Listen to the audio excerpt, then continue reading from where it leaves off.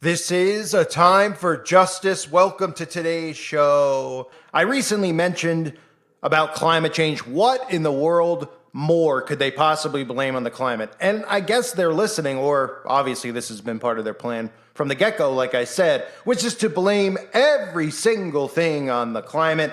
So with that being said, of course they would come out with multiple articles and multiple stories about climate change being the reason. That's right. Ready?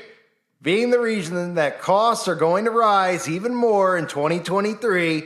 And it's all being blamed on climate change, of course, from these billionaire CEOs who are the ones telling you that you're the problem, yet they're flying around in their private jets, which I'll get into in a few minutes. But thousands of CEOs say they expect 2023's high prices to rise even more over the course of the year. Their reasons: climate change. A majority of company leaders expect to see anywhere from a moderate to very large impact on costs due to climate change within the next year, according to a recent survey of more than 4,400 CEOs from around the world conducted by an accounting and consulting firm. I'm surprised it's not 3,300, but I guess 4,400. But pretty interesting, right? That these people who are the CEOs of major corporations are blaming all of us for the problems of the climate. Now, all the price spikes and all these things are obviously being done on purpose. And they're not going to continue to be able to get away with these things unless they blame it on a boogeyman. They're working climate change in with the stuff going on in Ukraine for the reason for the the spike in food prices. But the fact of the matter is, which I've covered since the outbreak, they've been paying farmers to burn their crops, telling people they could get diseases through the crops. Then they've been cutting, fertilizer shortages. They've been creating fertilizer shortages. They're not delivering fertilizer. Then they're killing cattle. Then they're killing they're killing chickens with the avian flu. I mean, it goes on and on and on. But of course, prices are going to continue to skyrocket because of the climate. And we're supposed to nod and say yes and be distracted by things on TikTok that catch your attention for 10 seconds because nobody can seem to think past 10 seconds and realize what our governments are doing to us. So let's take a look at some of the stuff going on with climate change. Rising climate costs will be a big challenge in 2023. From record heat waves to collapsing glaciers and unending drought, 2022 marked yet another year of climate-linked natural disasters. And the financial risks and liabilities linked to those disasters are rising. It might soon be possible to calculate how much a country has contributed to climate change or even specific disasters. This line of argument, called climate attribution science, has made its way into more courtrooms. There are about 2,200 climate-related lawsuits in play around the world, nearly a third of them in the U.S., and that all comes as disasters are becoming more costly. Insurers felt the pain in 2022 with three of the costliest disasters of the decade: dystopian flooding in Pakistan, deadly summer heat waves in Europe, and Hurricane Ian's destruction across Florida and South Carolina. The three collectively caused more than $150 billion in losses. It's so decided. Meanwhile, at the UN conference in Egypt, countries reached a landmark agreement on a loss and damage fund. It would help poor countries cope with climate-fueled disaster costs. But details on who would contribute and who would benefit are still missing. Also, the talks did little to address the cause of those disasters: rising levels of greenhouse gases in the atmosphere. Public anxiety will keep growing as climate change escalates. Companies and investors will likely face pressure to climate-proof their operations. Governments and firms could be hit with more climate court cases. At the end of the year, countries will meet again at COP28 in Dubai. They'll still be under pressure to see that emissions are cut in half by 2030 and to net zero by 2050. It's the only path to keeping global warming within 1.5 degrees Celsius.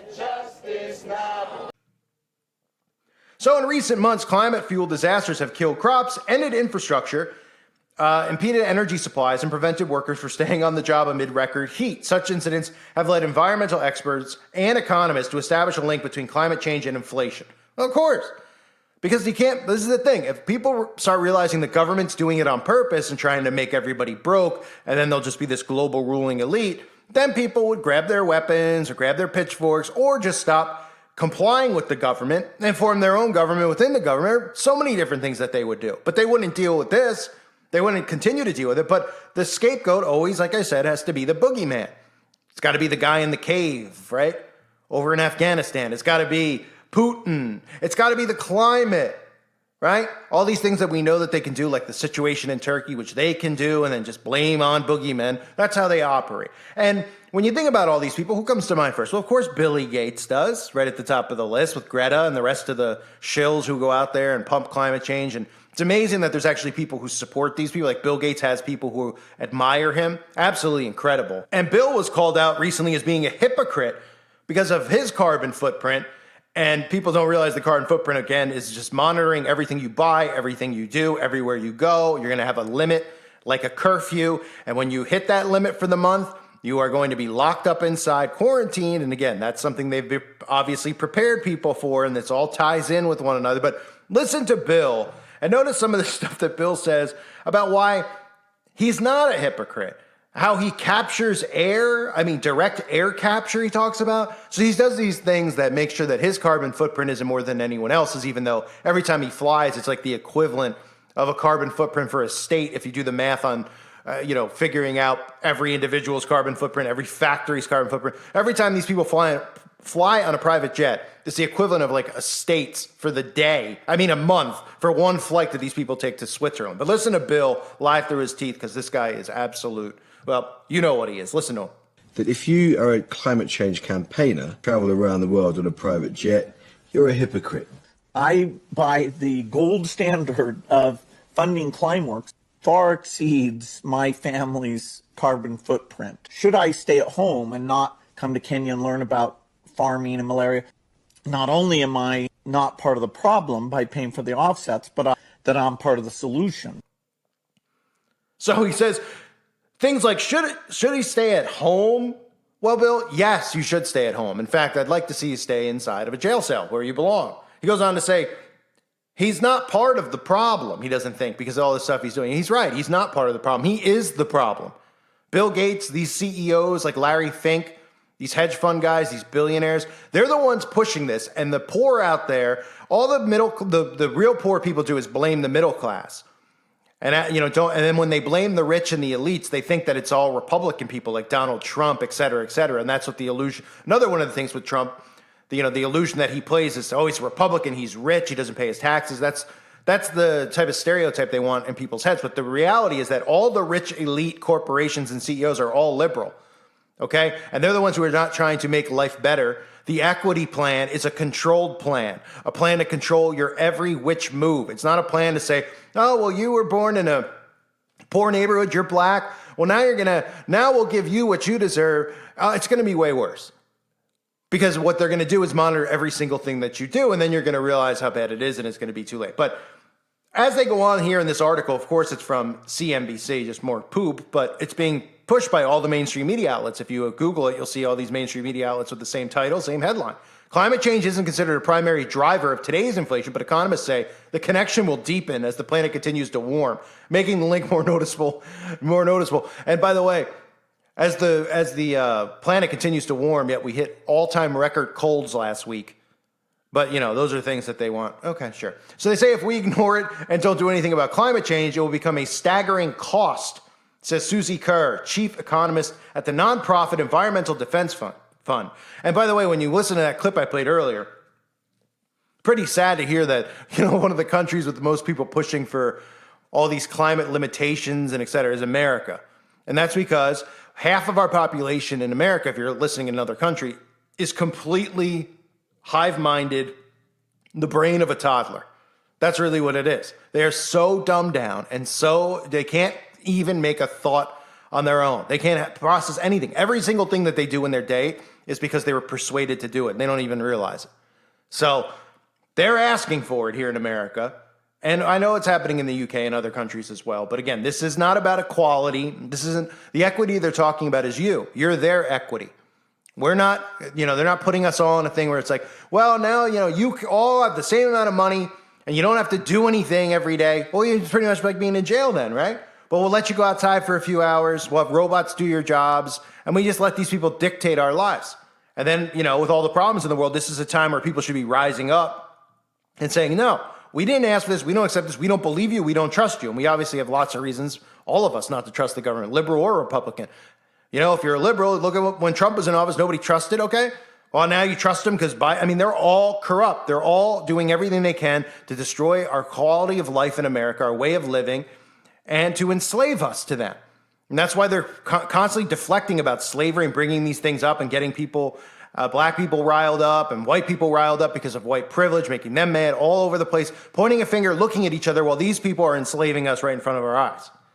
So it goes on to say popular decarbonization efforts like moving towards zero emission electricity or increasing energy efficiency are increasingly seen as too little too late.